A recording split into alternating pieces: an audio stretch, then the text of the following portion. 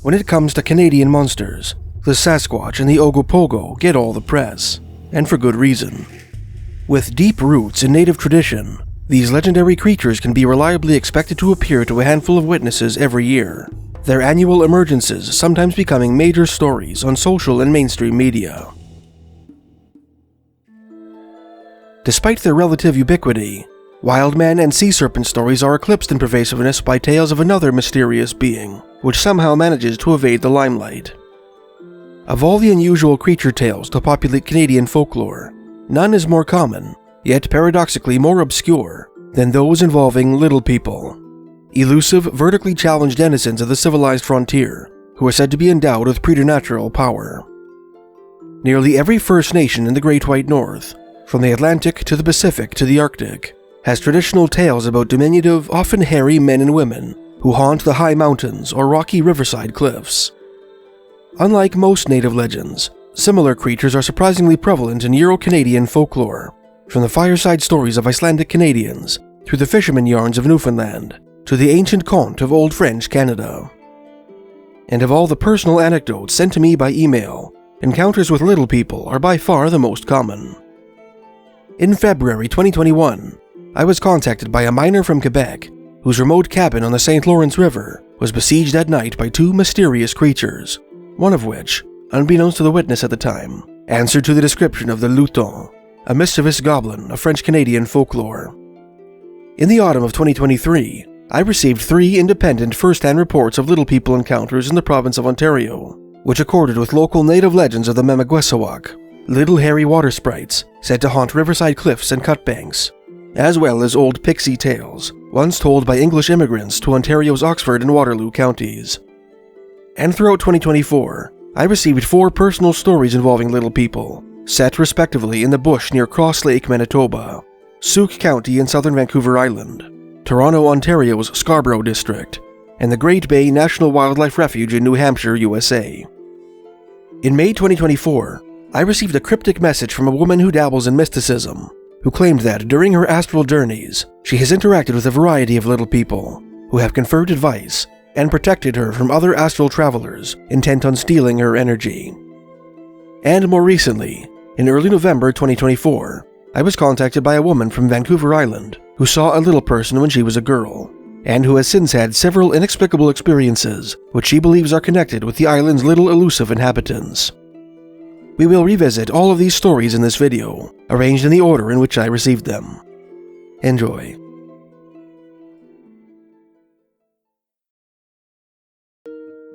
Over the past 2 months, I've delved into certain branches of both First Nations and Euro-Canadian settler folklore, which I plan to make the subjects of some big upcoming videos.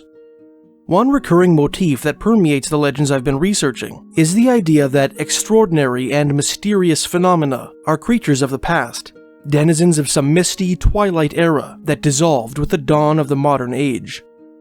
This notion is challenged every day by 21st century eyewitnesses who report unusual activity in their homes, strange lights in the sky, and unexplainable experiences in the backcountry. One such eyewitness contacted me this past February and asked me to share his chilling encounter with you, hoping that someone in the comments will be able to shed some light on the mysterious entities that he believes haunt the woods surrounding his family's cabin. The witness, who we'll call Pierre, is a 40-year-old Quebec miner who owns a remote cabin in the woods near the St. Lawrence Delta. He purchased this cabin in 2017, and later learned that the previous owner had reportedly sold it because he believed that some beast or demon haunted the surrounding woods. He has requested anonymity, and so I will not reveal his name nor the precise location of his cabin. Pierre is not a native English speaker, and so I have edited his report slightly for the sake of coherency. Aside from some grammatical and dictional corrections, however, his report has not been changed in any way. This is his story.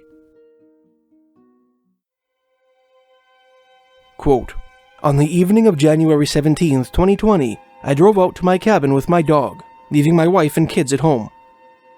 I went to sleep in my bedroom. At about 10:30 p.m., I was awoken by a loud noise outside. My first thought was that a thief had broken into my garage. I opened the door and looked outside, but saw nothing. However, I could hear loud sounds coming from both my garage and the north wall of my cabin. It sounded as if someone was using a metal bar to knock on the door of my garage and the cabin wall. I switched on the outside light, and the sound from the north wall stopped, but the sound from my garage continued. At this point, I still believed that I was dealing with a thief.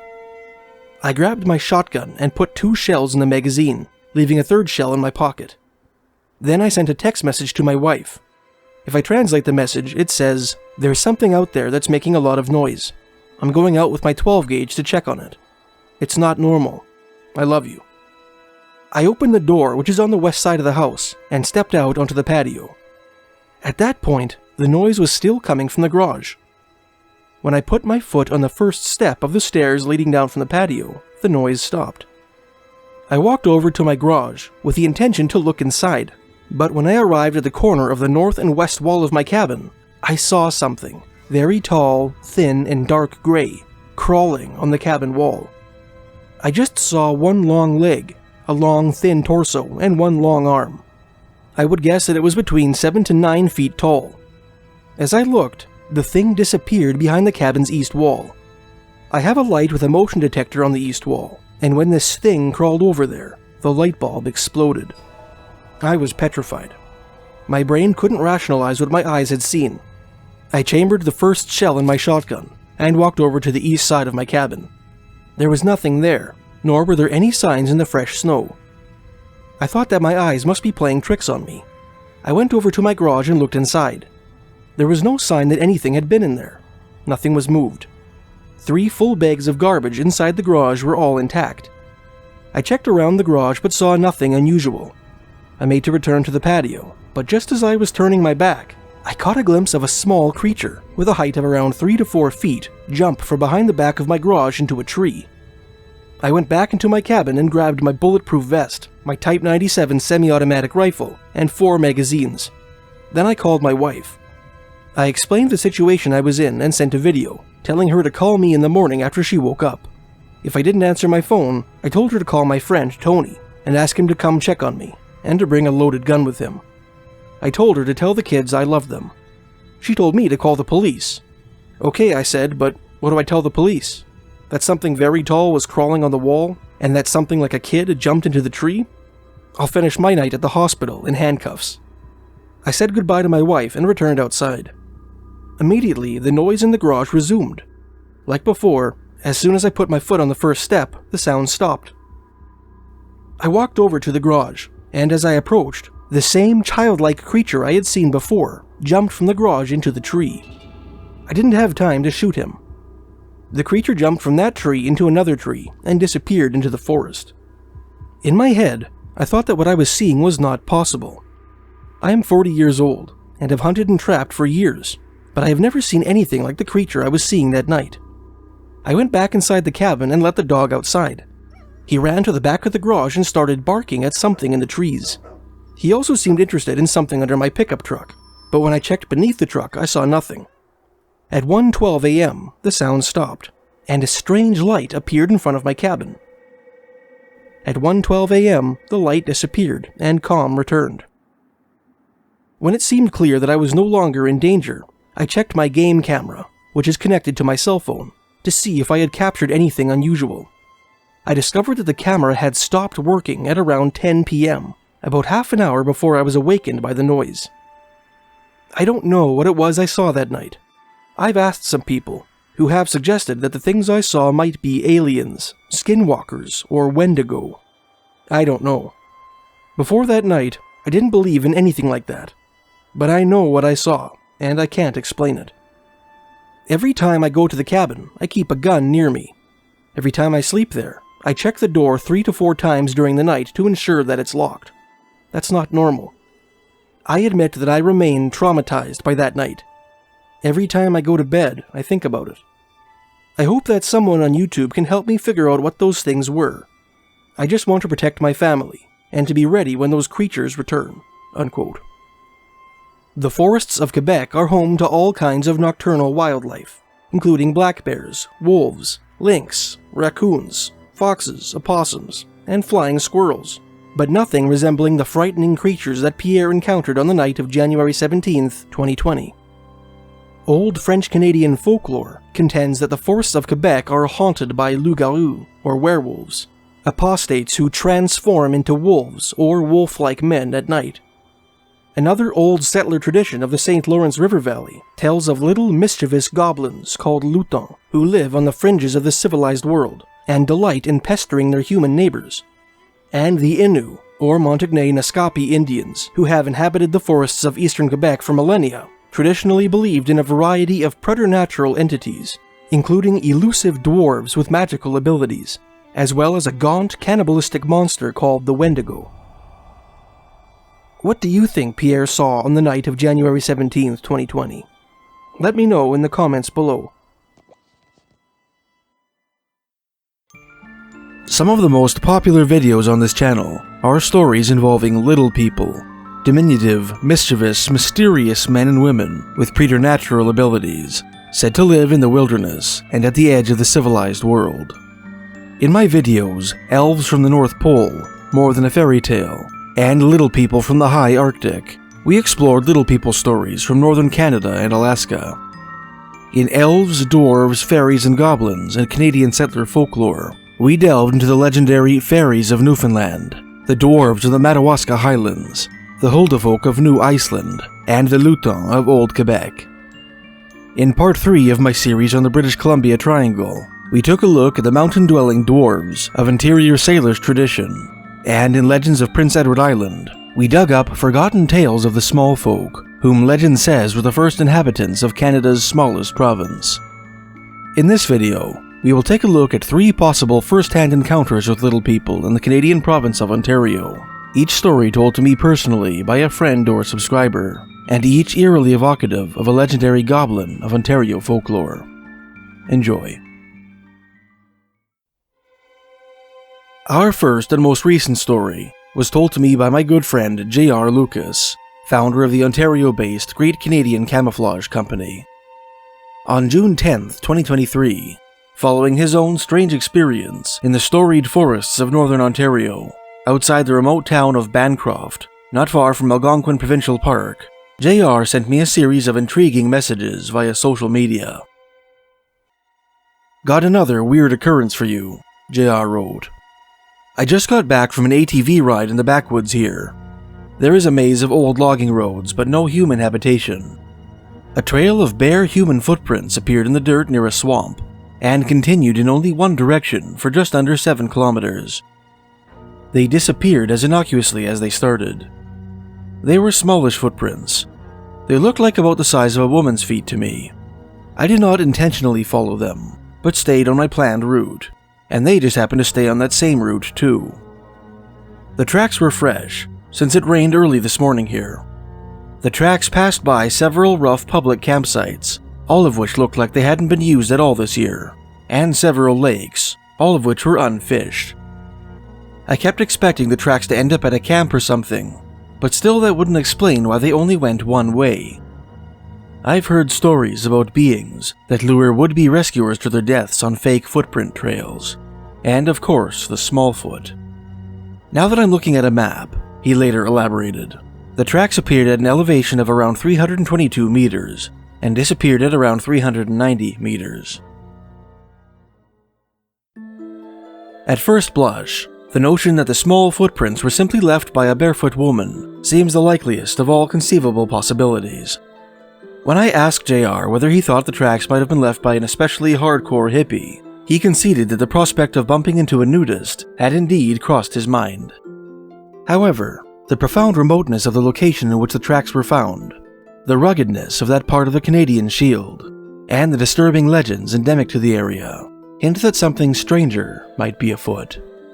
JR himself alluded to mysterious entities whom legend says lure pedestrians off the beaten path by posing as fellow travelers. In the traditions of the Tlingit Indians of the Pacific Northwest, one type of creature that practices this devious trick is the Kushtaka, or land otter man, which sometimes masquerades as the flickering torch of a would-be rescuer to drowning men. Other legendary entities with a sinister proclivity for leading travelers astray include the Will-o'-the-Wisp of English folklore and the fairies of Celtic legend, to which subjects we will return shortly. The Smallfoot to which JR referred is a less common variation of Littlefoot, a generic denotation for alleged or legendary hominids, described as being shorter than the average human, like the Mongolian Almas, Sumatra's Orang Pendek, and the Te Ima of the Himalayas. The term could also potentially be applied to a wild man, spotted on several occasions near the northwesterly town of Cobalt, Ontario, throughout the 20th century, which newspapers dubbed Old Yellowtop. Considering the nature of JR's sighting, and the location in which it occurred, it might not be out of place to make brief mention of a dark saga that unfolded in the woods outside Bancroft a decade earlier, which was detailed in Season 2, Episode 3 of the 2022 Netflix true crime docuseries, Catching Killers. In 2013, while following a lead on what they supposed to be a cannibalistic Canadian serial killer, a team of Toronto detectives came across a suspect's email conversation describing a cabin near Bancroft, where kidnapping victims were butchered and eaten. Investigators subsequently examined a cottage in the Bancroft area, matching the murder shack described in the correspondence. In addition to a large open-pit barbecue and a scaffold for hanging large game, this property had a tree to which a large number of charred boots and shoes had been nailed. Investigators suspected that the shoes might belong to the victims of the serial killer they were pursuing, which the latter kept as trophies. When DNA extracted from the footwear did not match that of anyone listed in the RCMP's National Missing Persons DNA program, however, the detectives dropped the Bancroft lead. Although no crimes were proven to have taken place at the cabin, its role in the Toronto Police Service investigation, and the suggestive discoveries made there, cast an eerie light on the bare footprints found by JR, conjuring up images of an escaped kidnapping victim making a frantic getaway through the Bancroft woods. There is yet another phenomenon which the small footprints evoke, particularly considering their proximity to lakes and a swamp.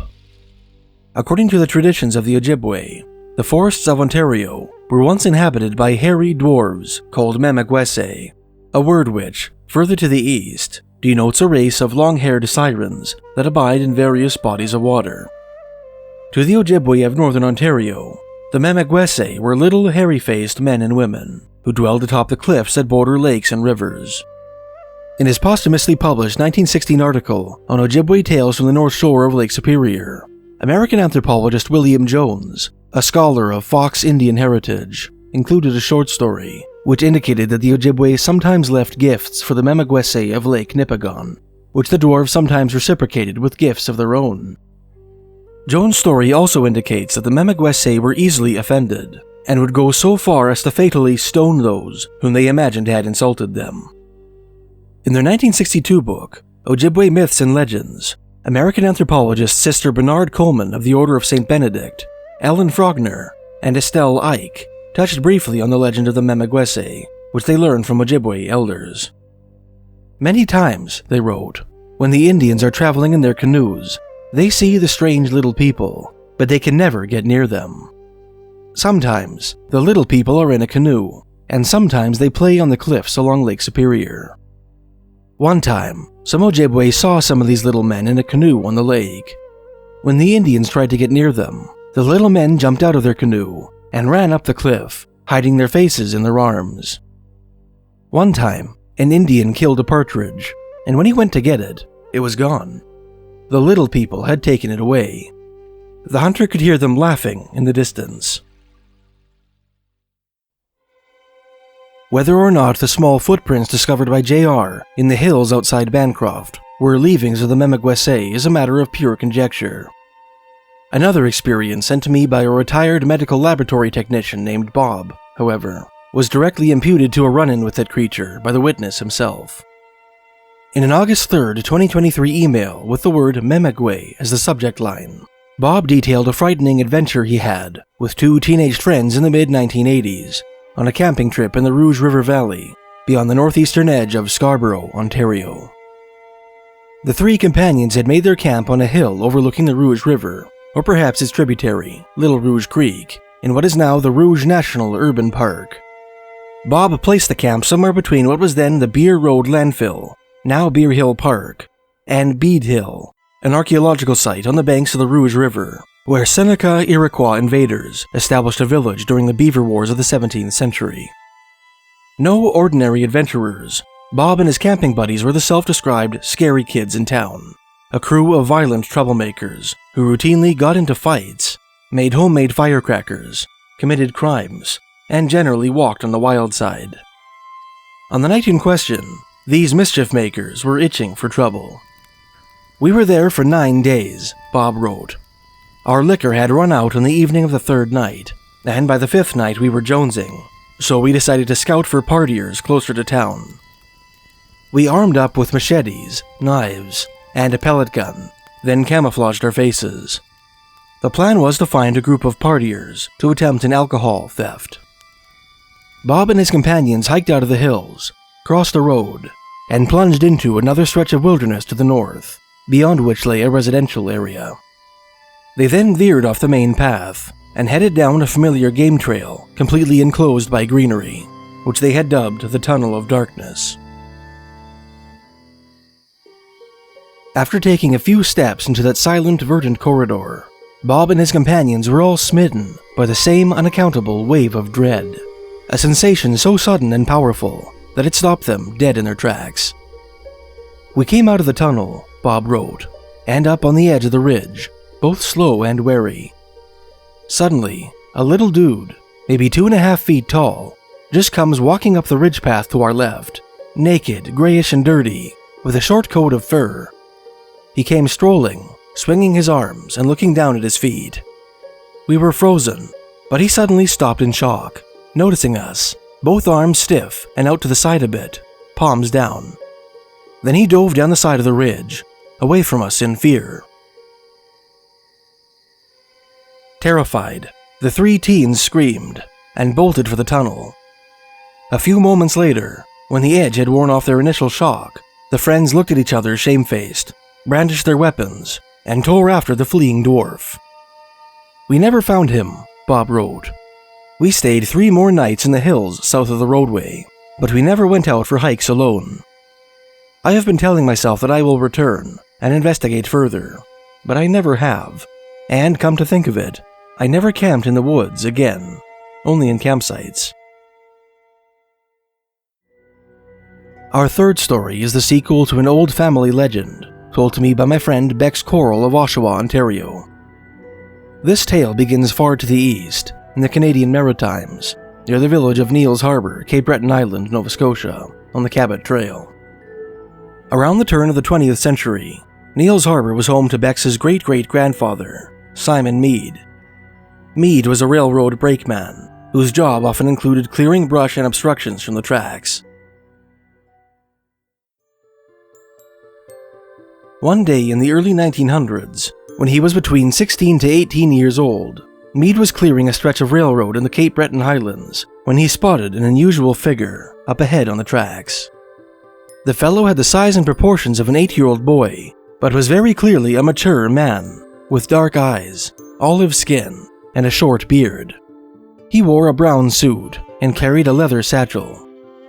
His foot had become stuck between a switch in the tracks, and he was stuck, Bex wrote. My grandmother tells a story that her grandfather saw much scuffing and broken twigs, so he looked to have been there a while. My great-great-grandfather Simon somehow unstuck the little man, who introduced himself as Edward. Edward asked Simon if he would like anything in return for his assistance, to which Simon insisted that the little man perform a kind deed for another person in need.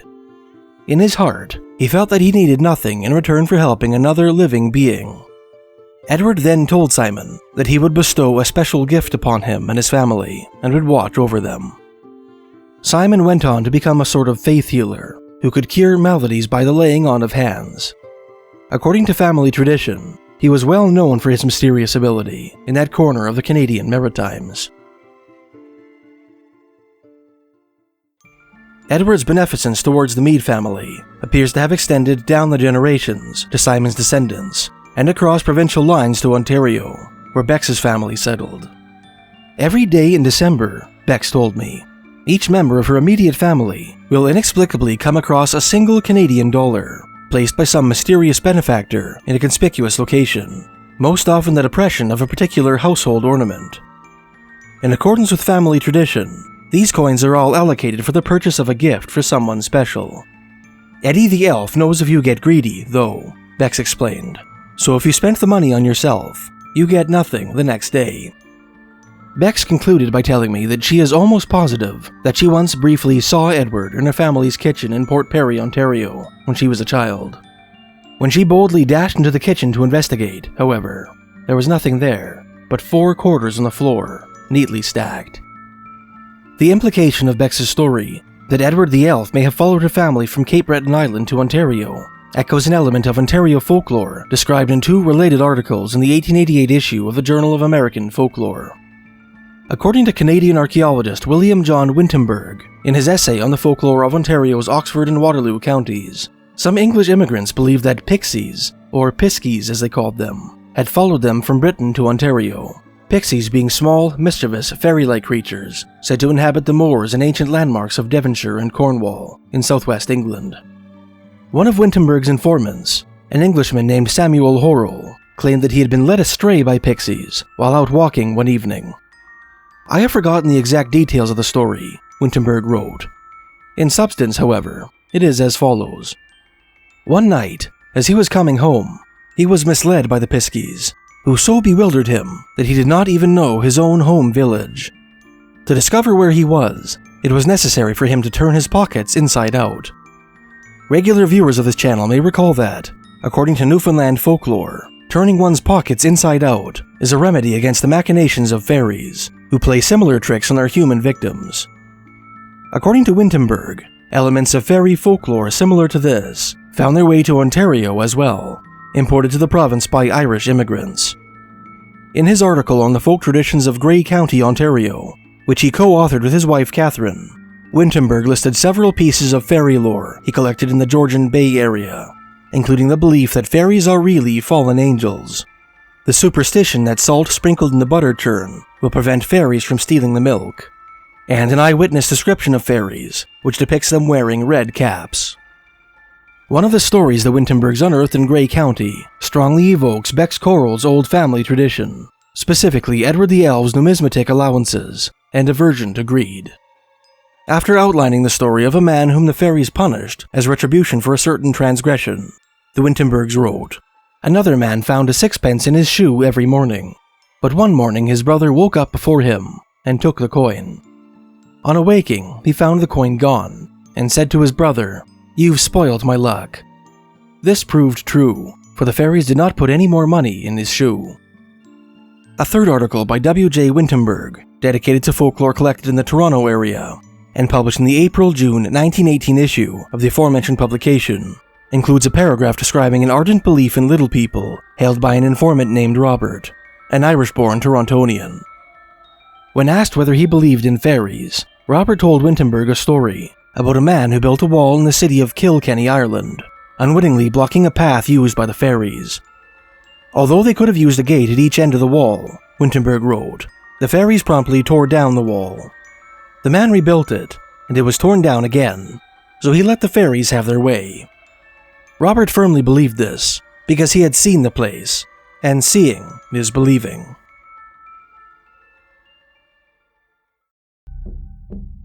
With the exception of the thunderbird and its aquatic serpentine enemy, the little person is perhaps the most ubiquitous preternatural entity in the folklore of Canada's First Nations. From the Atlantic to the Pacific to the Arctic, native peoples across the country have traditional tales about tiny, elusive people who live in the mountains, in riverside cliffs, or in underground caves. Incredibly, people today continue to have strange experiences in the wilderness, which seem to verify these ancient tales. In this piece, we will recount 3 subscriber encounters with little people in Canada. Our first story was told to me by my friend and longtime subscriber, Jason T., a Manitoban native who has sent me a wealth of interesting information over the years. Jason heard this story from his coworker, who heard it from his sister-in-law, C., who in turn heard it from her former boyfriend, a member of the Cross Lake Cree Nation, whom we will refer to as D. The incident in question took place on the shores of Cross Lake, roughly 60 miles northeast of Manitoba's Lake Winnipeg. Jason cautioned me that it had been a while since he first heard the story, which took place in September 2020, and suspected that he may have misremembered some of the details. When I asked for his permission to publish the story, he very generously got in touch with C so that a more accurate account could be reproduced here. C, in turn, kindly got in touch with her former boyfriend and received a full report of his experience by text, along with permission from me to publish the story, which follows. In September 2020, D and 3 of his friends from the reserve drove up to their trapline on Cross Lake, where they built a fire and shared some beer. Roughly 2 hours into the session, at around midnight, their conversation was broken by some rustling in the forest beyond the light of their campfire. One of the friends shone his flashlight in the direction of the sound and saw something moving in the tall grass. D and one of his friends, both of whom had reputations as tough guys on the reserve, got up and walked over to investigate. To their astonishment, the pair came upon a tiny man crouched in the grass. Although there are no details regarding the physical appearance of this creature in the primary account provided by C and D, Jason recalled his coworker telling him that the little person wore clothes which seemed like they were made for a regular human, but had been roughly tailored to fit his tiny frame, as if they had been stolen from a clothesline and torn to size. He also recalled hearing that the little figure stood about 3 feet tall, had a round face with dark, deep-set eyes, and mumbled something in a high-pitched voice which D and his friends couldn't understand. Recovering from his initial shock, D's friend aimed a half-hearted kick at the creature, either missing it or grazing it and finding it to be as solid as a boulder. Stiffening, the little man swiftly grabbed D's pant leg with a power belying its size. D freed himself from the iron grip, and the 4 friends bolted for the truck and took off. On the drive home, D discovered that the little man had left a dusty handprint on his pants. For several weeks after the incident, D rarely left his house, constantly plagued by a sense of formless dread. His days were clouded with illness and malaise, and his dreams were haunted by nightmares. The incident prompted him to give up drinking, and to resolve to never return to the site of his encounter. There are several elements of this story which have eerie parallels with themes in both native and settler Little People traditions. First and foremost, the rock, swampy, and woodland Cree of northern Manitoba have a strong tradition that the many lakes and rivers which crisscross their country are inhabited by Memekwesiw, elusive, diminutive, preternatural entities which have been described as sprites, dwarfs, mermaids, and monkeys. The dark, deep-set eyes of the creature on Cross Lake, that detail appearing in Jason's initial recollection of the story, evoke indigenous dwarf legends across the country. One Plains Cree dwarf story describes the eyes of the Memekwesiw of the Saskatchewan Sandhills as hollow, and the Upper Thompson Indians of British Columbia's Fraser and Thompson Valleys told an ethnologist that the mountain-dwelling dwarves of their own country had eyes which were sunk very deep in their heads. The dwarf's round face has a parallel in the Scrawling Yar of the Icelandic sagas, diminutive New World natives discovered by Norse explorers on Canada's Atlantic coast in about 1000 AD, which some writers, as early as the 16th century, have interpreted as dwarfs or pygmies. According to the saga of Eric the Red, which depicted the Scrawling Yar as little people who lived in holes in the earth, these natives were short in height, with threatening features and tangled hair on their heads. Their eyes were large and their cheeks broad. The dwarf's physical prowess is another common motif in native Little People lore. In the aforementioned Plains Cree story, a native warrior once wrestled with a dwarf and found that his arms were like bands of iron. The Shuswap people of British Columbia's northern interior plateau have tales of squat, stocky, 4-foot-tall people called Tema'at, who lived in holes in the ground, whose half-human progeny, born of a captured Tema'at girl, were said to be great wrestlers. Finally, the mental and physical maladies from which Dee suffered in the weeks following his experience echo a tenet of Newfoundland fairy lore, which contends that those who encounter Little People often accrue wounds and psychological ailments, which are side effects of exposure to the fairies' powerful magic.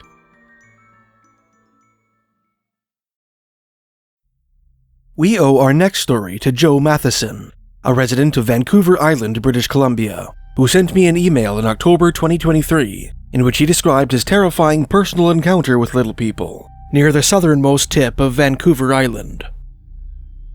Joe proclaimed that this experience was by far the most memorable and terrifying of his life. "Let me start at the beginning," Joe wrote, and give you a general layout of what I went through. This happened in the middle of a stormy, rainy night in the mid-80s on the acreage I lived at, on East Souk Road on Vancouver Island.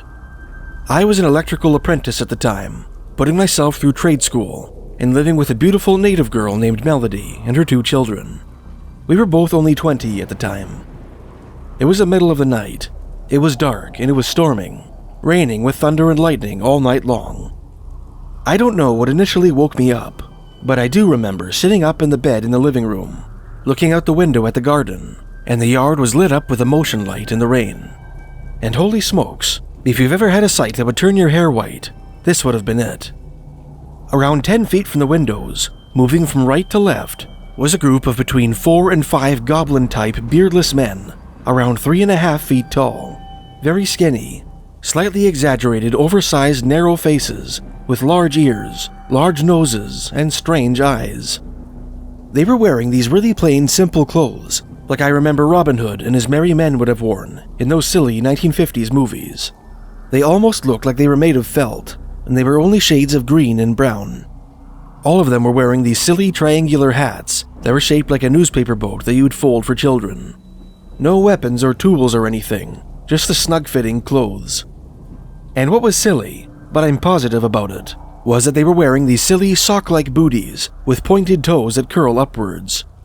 I'm embarrassed to describe that part, but damn, that's what they were wearing. One detail I strongly remember was that they were not obeying the laws of physics. They were walking a little too slowly, and they were leaning a little too far forward to look natural. So here's the part to turn your hair white. There was a kind of dominant alpha character slightly in the lead, even though they were in a tight-knit group walking towards the creek. The alpha one turned, and I swear he made eye contact with me and smiled, and gave me the most untrustworthy, I know a secret you don't know type look that made me actually jump. Joe described how he proceeded to shake his girlfriend awake, telling her that there were leprechauns outside. By the time a discombobulated Melody got around to looking out the window, the little people had melted into the darkness. On her advice, Joe tried to go back to sleep, attempting to chalk his experience up to a strange dream. Try as he might, however, he could not shake the feeling that his experience was legitimate. Anyway, Joe continued, after a couple of minutes, when maybe a tiny sliver of my mind was beginning to accept that it could have been some type of imaginary hallucination, I hear the most blood-curdling scream I've ever heard in my life coming from the horse corral, which was in the direction that those things had been walking. Joe explained that there were 2 horses in the barn at the time. One of them, a quarter Arab horse named Rosebud, belonged to Melody. The other was a pregnant Clydesdale cross named Misty or Smokey, who belonged to Sherry and Joe, a young couple who lived in a suite at the back of the house. Joe frantically pulled on his gumboots, grabbed a flashlight, and headed outside into the downpour. And you know damn well I'm looking for leprechauns as I'm walking to the barn, he wrote. He was joined by Sherry, similarly bedecked in rain gear, who had also decided to investigate the commotion. The agitated horse proved to be Sherry's pregnant Misty, whom they found kicking and snorting in the barn, illuminated by the amber glow of a sodium vapor lamp. As Joe and Sherry tried to determine the cause of Misty's irritation, the corral door burst open. In strode their assertive neighbor, Mr. Bell, irate, rainwater dripping from his cowboy hat and denim jacket, demanding to know what the commotion was about. When Sherry explained that her horse was pregnant and suspected that she might be giving birth, Bell inspected her and determined that she was far from being due. So we stood around and chatted in the dark, Joe wrote, with the wind and the rain blowing around us outside, until Mr. Bell left and Misty had calmed down. As Sherry and I left the barn, we spotted something lit up by the sodium lamp. It was this tiny, pure white newborn male, lying dead and drowned in the only puddle in the corral. Sherry screamed and cried. It was a horrible moment. We were so confused because there was absolutely no way that a foal could have gotten out of the barn. No way, other than being lifted and carried.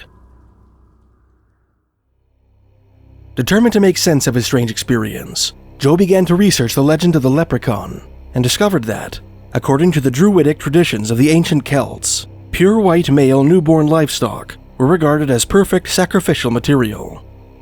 He also unearthed an old tradition which holds that sightings of little folk are omens portending the death of livestock and the failure of crops. Further research, Joe concluded, shows that they love running water, they love the dark, and they love horses.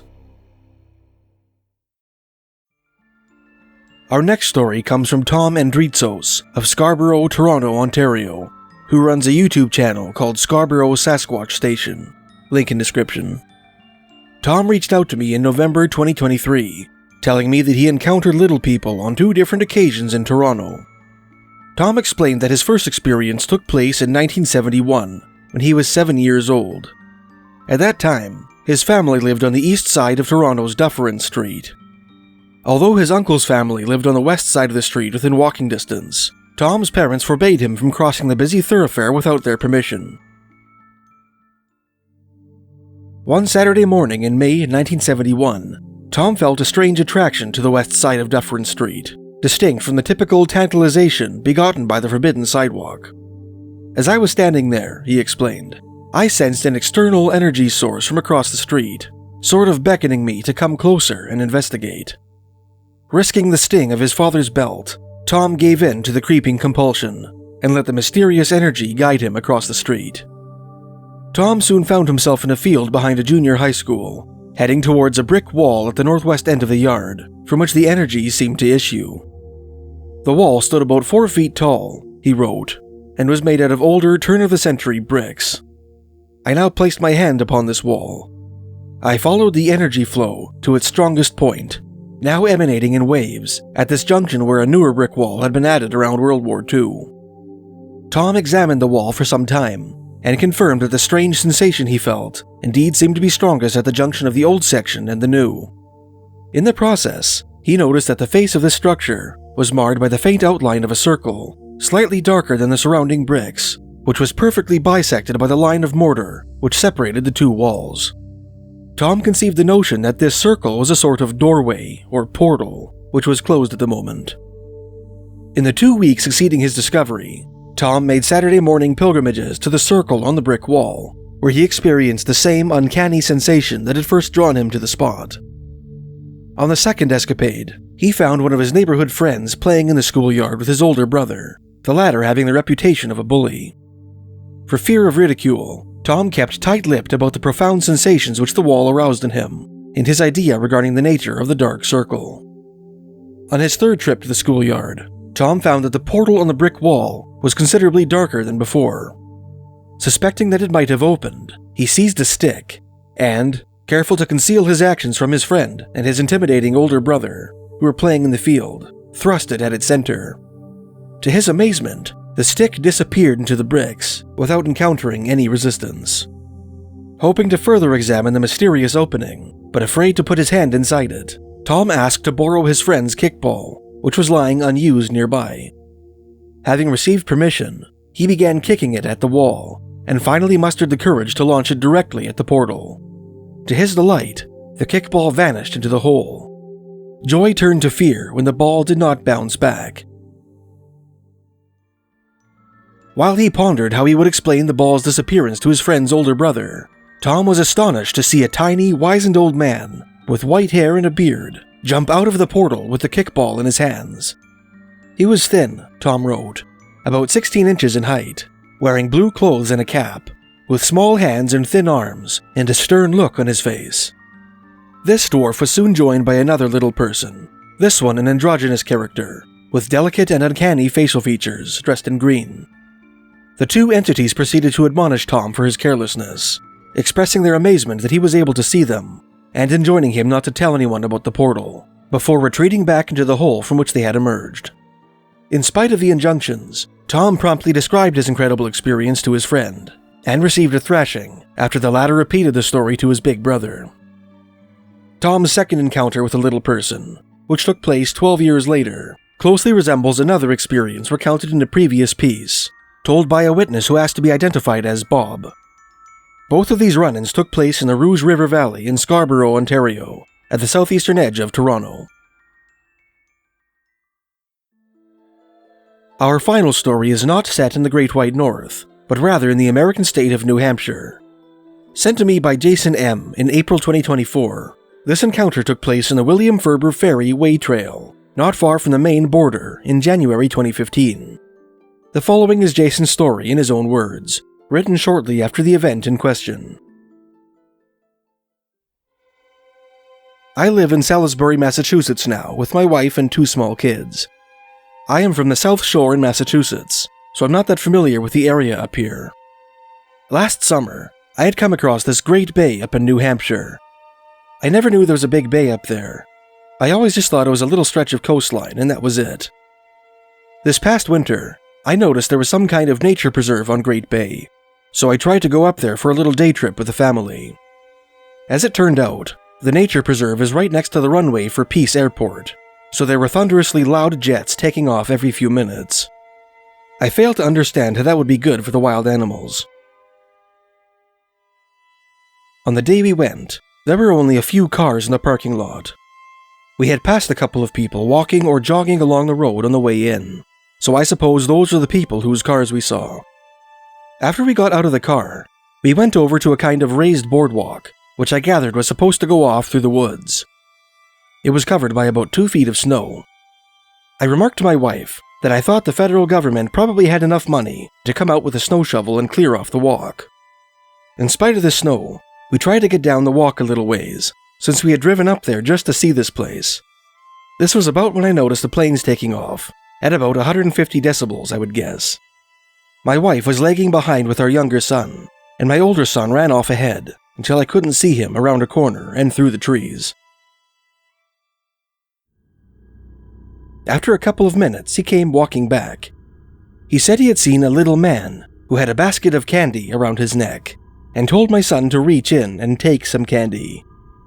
I was a little startled by that, because we have not really talked to him about not taking candy from strangers.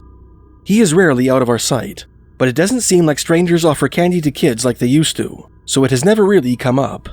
So this immediately piqued my interest.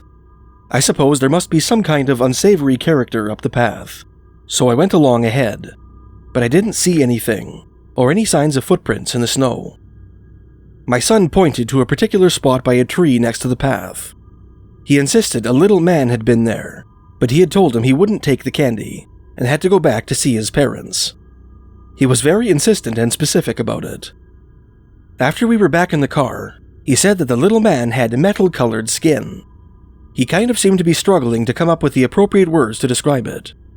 He said it was kind of like a robot, but not exactly. It had metal-colored skin, it was small, etc. Anyway, it stuck in my head a little bit, because it was so odd. Jason went on to explain how, sometime later, while browsing the web, he clicked on a succession of links, which ultimately led him to an article on the Pukwudgie, a diminutive elf-like creature of Wampanoag Indian tradition, said to haunt the northeastern woodlands of New England and the Canadian Maritimes. It seemed about the size he was describing, Jason wrote of the mythical creature, comparing it with the mysterious figure described by his son. But the thing that really caught my eye was a statement that the Pukwudgie is supposed to have gray skin. I have heard people mention Pukwudgie sort of in passing, but I had never really read a description of one before. I never really knew what they were supposed to do or look like, or anything. I was surprised to read that they had gray skin, which reminded me of my son's encounter with a person with metal-colored skin. There is another aspect of Jason's story, which has a disturbing connection with 2 very different folklore traditions endemic to Canada. It is said that the mischievous fairies, supposed to dwell in the bogs, berry patches, and barrens of Newfoundland, sometimes offer food to travelers whom they disorient in the wilderness. Anyone who partakes of this enchanted repast will become trapped in Fairyland, the other dimensional abode of the little people. On the opposite side of the country, in the rainforest of western Vancouver Island, the native Nootka and Kwakwaka'wakw have a traditional belief in the Bakwas, or wild man of the woods, a frightening specter said to haunt rivers and streams. Native tradition contends that the Bakwas sometimes offers food to lost travelers, which, if consumed, will transform the partaker into a Bakwas himself.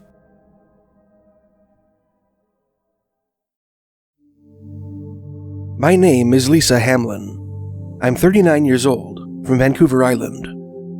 When I was 7 years young, I lived in a small town called Port Renfrew, located on the west coast of Vancouver Island. I lived with my mom, younger sister, our cats, and our dog. Our dog was a German Shepherd Husky. She meant the world to me. We rented a small house in an area of town called Beach Camp. Living in a small town, we managed to find ways to keep ourselves entertained.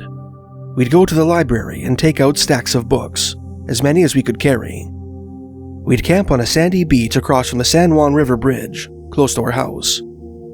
The beach is now part of the Pixies campground. We made friends with First Nations people that lived on the reserve close to the beach. We'd go swimming at the nearby lakes, Lizard Lake, with water so pure and crystal clear as could be, and Fairy Lake. I had always wondered why it was called Fairy Lake. Fairy Lake is known for a famous, mysterious hemlock tree that grows from an old Douglas fir log that sticks out of the water.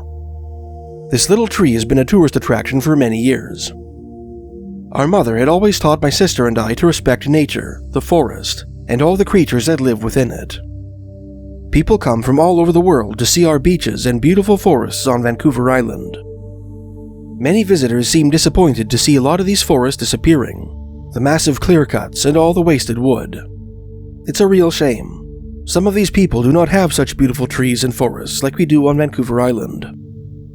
Port Renfrew is known as the Big Tree Capital of BC, with some of the oldest and largest trees on Earth.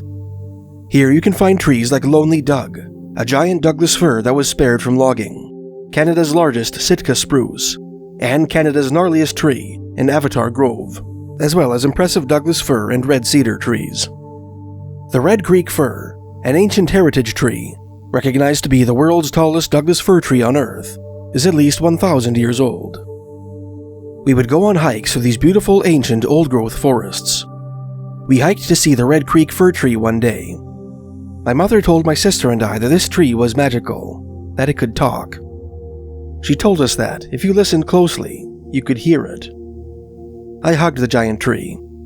The trunk was so wide I could not reach my small arms all the way around. I leaned my head on the trunk of the tree and listened closely, but heard nothing.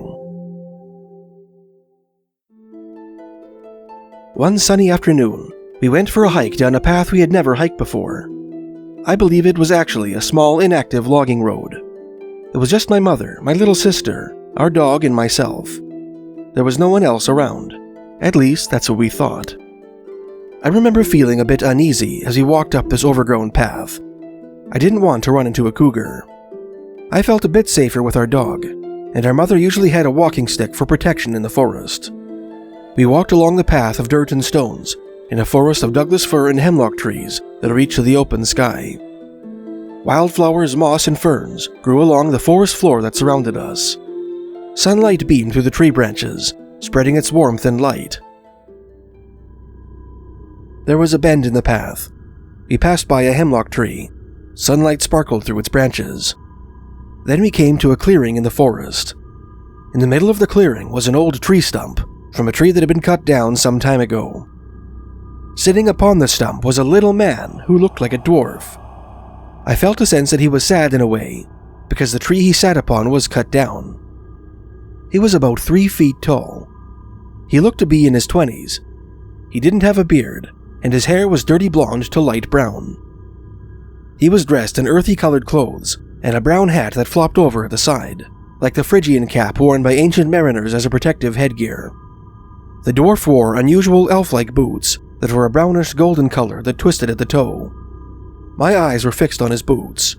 They intrigued me. I did not feel afraid. In his hand was an old-style, long-stem wooden tobacco pipe. We were speechless. Our dog didn't bark. No words were said. We just looked at each other. His eyes fixed on mine. He grinned, with a mysterious look on his face like he knew something I did not. Then suddenly, he magically disappeared before our eyes. Without a trace, he was gone. To this day, we remember what we saw.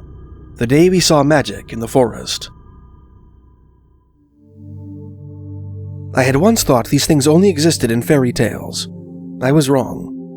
There is so much we don't know. Our limited perception of what is real in this world is nowhere near to the truth. Some do not wish to accept the possibilities that to them sound completely ridiculous. Most people are so busy working 9-to-5 jobs, they just don't have the time and are disconnected with the natural world. Over the past few years, I reminded my mother of the incident a few times, asking her if she could remember exactly where we saw the dwarf, She could only recall that it was near the San Juan River. This is not far from Fairy Lake. Nearly 30 years have passed, and I couldn't stop thinking about it. I needed answers. I couldn't just let it go. I couldn't just leave it in the past. I needed to know if anyone else had seen these magical beings in Port Renfrew, if anyone else knows about them. I started doing some research into this. In the beginning of my research, I learned that it's quite rare to see these magical beings that live in the ancient forests, in mountains, and in caves. They are known to be skilled metalworkers, with superior knowledge, and the ability to become invisible and shapeshift into animals. It has been said they get power from magic stones given to them by the fairies. Sometimes they will reveal themselves to people. Some miners have claimed to have seen them. First Nations people have myths and stories of encounters their people have had with the Little People. Many cultures all over the world also have stories. Remains of these little people have been found, as well as tools that they have made. On Iceland, more than half the population believes in elves that are said to live in an invisible realm. Hundreds of people claim to have seen them. Even their government seems to acknowledge their existence by altering their path of construction, avoiding elf territory. If they attempted to work on sacred elf territory, unusual things would happen. Machinery would strangely stop working, for instance. These beings have disconnected themselves from humans for good reasons. In the past, humans have tried to control and even destroy them, and so they have gone into hiding. They have become somewhat forgotten, an ancient race that many people believe does not exist. I have mentioned these beings to a few people.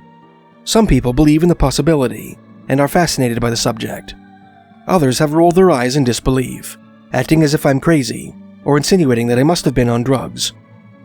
Maybe it's best that they don't know the truth. I believe one of these magical beings came to me in a powerful dream I had a few years ago. In the dream, it was summer in Port Renfrew. I was lost in the forest on the mountainside. I came across a small cabin.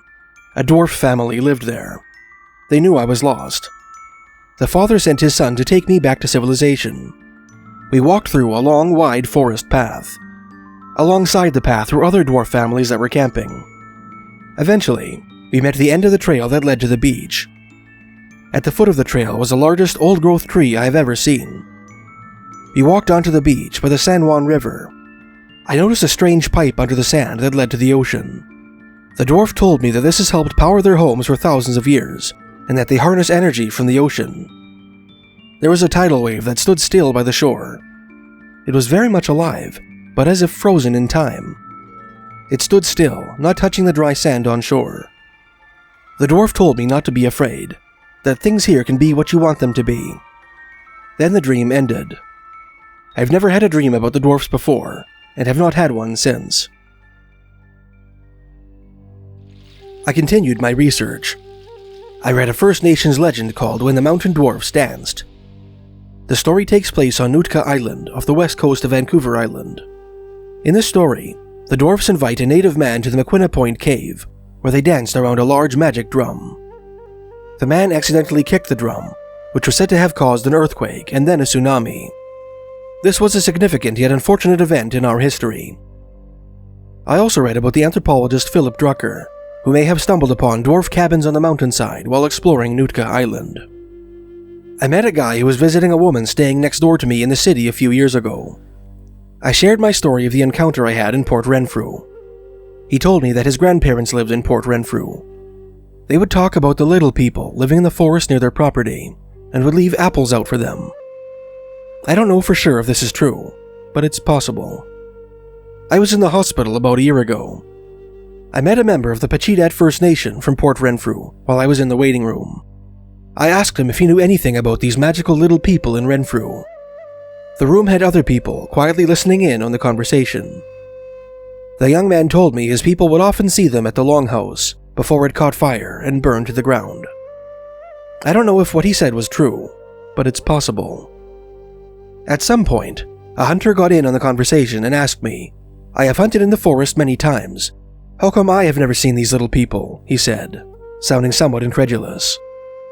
I replied to him that the reason was they were very elusive, that it's rare to see them, and to keep in mind that they can shapeshift and can make themselves invisible. The other people in the room smiled and seemed amused. I grow tired of the noisy, polluted, ever-growing city where I live now. I can't wait to get away. 2 summers ago, I was lucky enough to camp in Port Renfrew again with my boyfriend and our dog. We made a quick stop at the Renfrew Library to perhaps find some information. To my surprise, the librarian who worked there when I was a child still works there. I asked her if she heard or knew anything about the little people. She heard a lot of Bigfoot stories around there, but nothing on the little people. I shared the story of my encounter with her. She was intrigued. We stayed a few nights at the Pixies campground near the San Juan River Bridge. At some point, just before dark, something suddenly fell off a tree branch and then quickly scurried off into the woods. I thought perhaps this was a curious little person watching us, or maybe it was a bear. I don't know for sure. An older man from the Pixies Nation was driving an ATV selling firewood. He drove up to our RV. We had a conversation. I told him about my encounter. He was fascinated, and he believed me. He then shared his own experience with me. He was near Fairy Lake, alone in the forest, when he suddenly heard chattering voices around him. The hair on his arm stood up. He was a bit spooked. He knew then that he wasn't alone in the forest, that there was definitely something out there. He also mentioned that in the 30s, there was a group of people at Fairy Lake, like a cult that stayed near the far end of the lake, and that they were strong believers in the fairy people. We decided to camp at Fairy Lake for a few nights in our RV. I wanted to check out the far end of the lake, where I have never explored before. We went out with our Zodiac to the far end of the lake. We came to a narrow waterway that connects the lake to the San Juan River. As we neared the end of the waterway, the current became stronger and could pull you down the river, so we quickly turned around. Heading back up the waterway, I noticed several mysterious holes in the rock wall along the river. It was fascinating. I'd never seen anything quite like it. All these years, I never knew. The first thing I thought when I saw them was fairy holes. I snapped pictures with my camera.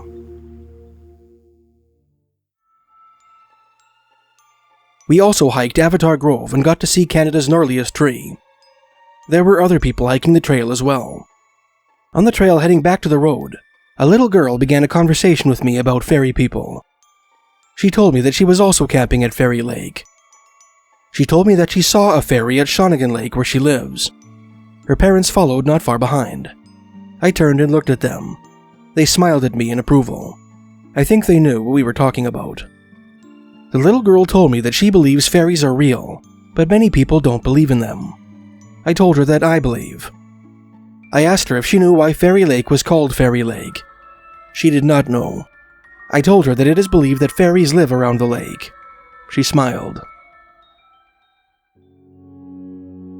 We wanted to see the Red Creek Fir again. It had been over 30 years since I saw it when I was a child. We drove up the logging road. The path to the tree was just off the side of the road, marked by a small sign. I could hear logging machinery far off into the distance. It echoed through the mountain valley. I felt excited to have this opportunity to see this tree again. I felt a bit uneasy, as the path was narrow, surrounded by deep forest. I didn't want to startle any wild animals, so I brought my mini steel-tongue drum. I played it as we walked up the path deeper into the forest. We passed by a few other giant trees. I noticed a giant healthy tree that had been recently cut down, just laying there, left to rot. It's a real shame someone would cut down such a beautiful tree just for the sake of it. In a few short minutes, I could see the top of the Red Creek Fir just above the forest canopy. We continued on the path until we reached the tree. I hugged the giant tree, just as I did when I was a child. I leaned my head on the trunk of the tree and listened closely, but heard nothing.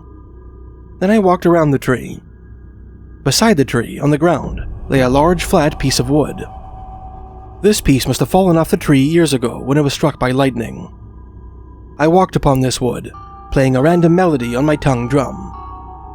Then I stopped. A few minutes later, I suddenly heard music in the near distance. My first thought was that someone else was nearby. Then I recognized the sound of the music. It was the sound of my tongue drum. It was the exact melody that I was playing minutes before, played back to me through the forest, like a recording. I told my boyfriend what I had just heard.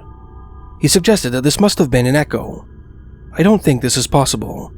It was very unusual. I believe that this must have been the fairy people, playing the music back to me somehow. Maybe this sounds a bit crazy, but I cannot find a more logical explanation. A few months later, back in the city, I stumbled upon a video on the internet called 3 Hours of Little People Legends from Canada by Hamerson Peters. I began to find more answers.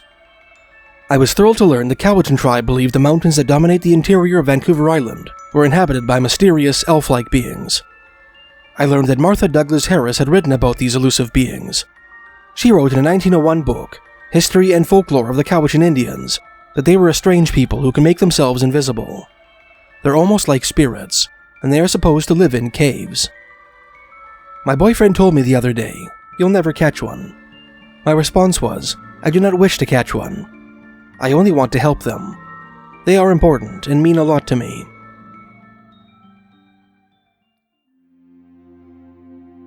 Their habitat is at risk from logging in the area.